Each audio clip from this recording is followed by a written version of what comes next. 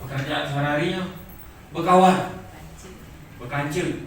Siapa bekancil itu tuh? Salah satunya memang mitra kekinian adalah orang puskesmas dinas kesehatan, ditambah lagi PKK, ditambah lagi dinas. Amin. Demikianlah itu saja dari saya. Assalamualaikum warahmatullahi wabarakatuh. Waalaikumsalam. Terima kasih pada Ibu Alia. Perhatikan, jadi hanya fokus yang penting nggak apa-apa lah, yang penting anaknya gemuk, tinggi, tapi inteligensinya harus diperhatikan. Jadi harus sejalan. Ya. Makanya pola gizi itu makanan itu harus cukup pas, sehat, 5 sempurna ya, supaya kualitasnya baik ya.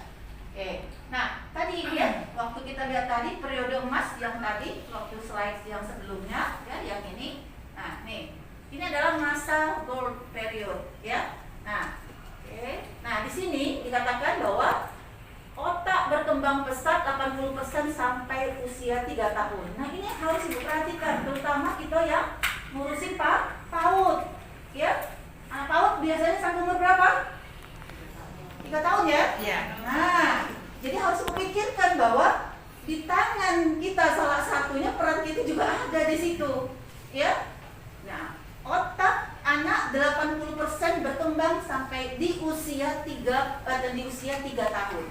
Artinya pada usia dini 3 tahun ini perlu sekali apa? Makanan bergizi. Kemudian juga ada lain lagi, bukan cuma makanan. Apa anak harus diajarkan dari awal bagaimana moralnya, etikanya, ya. Kemudian hubungan sosialnya juga diajari, ya. Interaksi sosial ya. Nah, jadi di situ kan PAUD tidak cuma ngajar tentang makanan minuman saja yang bergizi, tapi di situ kan juga diajarin bagaimana dia berinteraksi sosial dengan yang lain.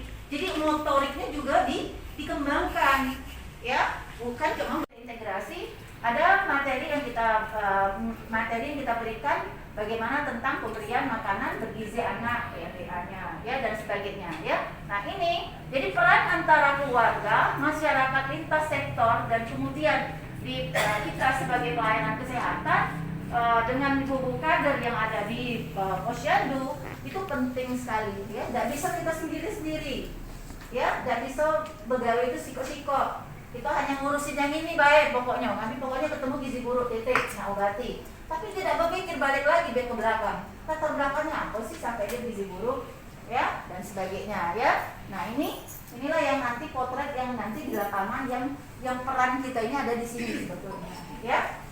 Oke. Nah, jadi untuk kalau kita di kesehatan, indikator cakupan pelayanan kesehatan anak balita ini bawah 5 tahun ya. Jadi SPM kita adalah bahwa anak usia 12 sampai 59 bulan itu mendapat pelayanan kesehatan sesuai standar dengan minimal dia dapat pemantauan pertumbuhan minimal 8 kali. Jadi kalau dalam satu wilayah itu ya ada bayi, ada misalnya balita ada 100 orang ya, maka 100 orang itu harus dilakukan pemantauan, tapi catatan di kohortnya minimal dia dapat 8 kali. Tapi bukan berarti 8 kali laju minimal, sudah bulan ini 8 datangnya ya sudah jadi 8 kali berarti banget besar. Bukan itu maksudnya.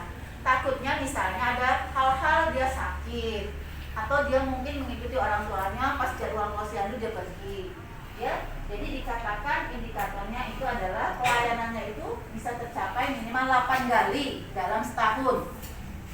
Minimal 8 kali setahun, ya. Jadi minimal 8 kali setahun itu maksudnya mungkin ada balita yang tidak hilang kan dalam 1 tahun itu kan.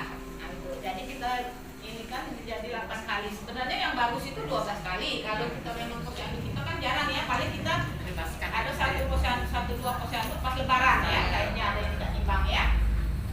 Terus itu dinyatakan hasil penimbangan, penyuluhan ini tuh boleh nanti sekali-sekali buka itu kader yang nyuluh ya.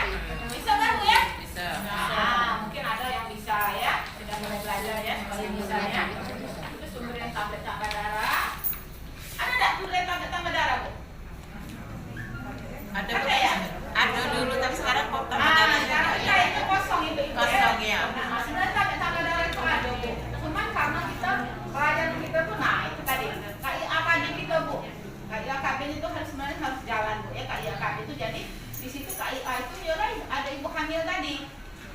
itu.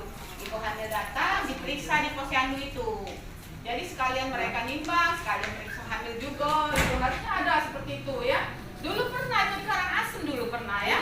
Udah banyak ada kelas ibu. Iya kelas itu ya. Nah tapi sekarang sudah dialihkan ke kelas bumil itu mungkin ya. Iya. Tapi apa Sekali dengan posyandu terintegrasi ini kebetulan kami juga di PAUD kami sudah PKB Bu ya, PKB juga sudah punya, dan untuk posyandunya kami memang selalu bersama, tapi belum kalau balitanya tetap sama sih, karena anak-anak yang sekolah di tempat saya adalah yang meninggal di posyandu Cikalang juga.